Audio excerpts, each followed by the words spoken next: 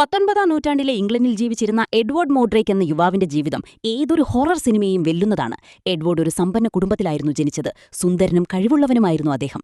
എന്നാൽ അദ്ദേഹത്തിന്റെ തലയുടെ പിൻഭാഗത്ത് മറ്റൊരു മുഖം കൂടിയുണ്ടായിരുന്നു. അത്ഭുതകരമെന്ന് പറയട്ടെ, ആ മുഖത്തിന് ഭക്ഷണം കഴിക്കാനോ സംസാരിക്കാനോ കഴിയില്ലായിരുന്നു. പക്ഷേ എഡ്വേർഡ് ചിരിക്കുമ്പോൾ ആ മുഖം പരിഹസിച്ചു ചിരിക്കുകയും എഡ്വേർഡ് കരയുമ്പോൾ അത് പുഞ്ചിരിക്കുകയും ചെയ്യുമായിരുന്നു.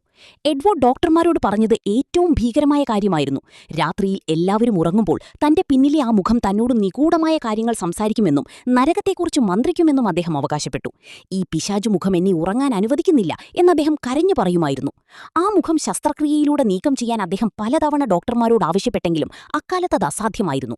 ഈ മാനസിക പീഡനം സഹിക്കാനാവാതെ 23ാം വയസ്സിൽ എഡ്വേർഡ് ആത്മഹത്യ ചെയ്തു. മരിക്കുന്നതിനു മുൻപ് അദ്ദേഹം ഒരു കത്തെഴുതി വച്ചിരുന്നു: എന്റെ ശവസംസ്കാരത്തിനു മുൻപ് ആ പിശാചുമുഖം നീക്കം ചെയ്യണം, കാരണം കല്ലറയ്ക്കുള്ളിലും അതെന്നോട് സംസാരിക്കുന്നത് എനിക്ക് കേൾക്കണ്ട. വൈദ്യശാസ്ത്രപരമായി ഇതിനെ ഡൈപ്രോസോപ്പസ് എന്ന് വിളിക്കുന്നു. ഒരേ ശരീരത്തിൽ 2 മുഖങ്ങൾ വരുന്ന അവസ്ഥ. എന്നാൽ എഡ്വേർഡിന്റെ കഥ ഒരു പരിധിവരെ ഒരു അർബൻ ലെജൻഡായിട്ടാണ് കണക്കാക്കപ്പെടുന്നത്. 1895 ഒരു പത്രത്തിൽ വന്ന ലേഖനത്തിലൂടെയാണ് ഈ കഥ ലോകമറിഞ്ഞത്.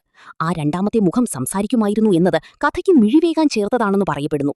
ഇത്രയും വലിയൊരു മെഡിക്കൽ അത്ഭുതം നടന്നിട്ടും ലണ്ടനിലെ ഒരു ആശുപത്രിയിലും എഡ്വേർഡ് മോഡ്രേക്ക് എന്ന ഒരാളെക്കുറിച്ച് ഒരു രേഖയുമില്ല. ഇന്റർനെറ്റിൽ നമ്മൾ കാണുന്ന 2 മുഖങ്ങളുള്ള ആ രൂപം യഥാർത്ഥത്തിൽ ഒരു മെഴുകുപ്രതിമയാണ്.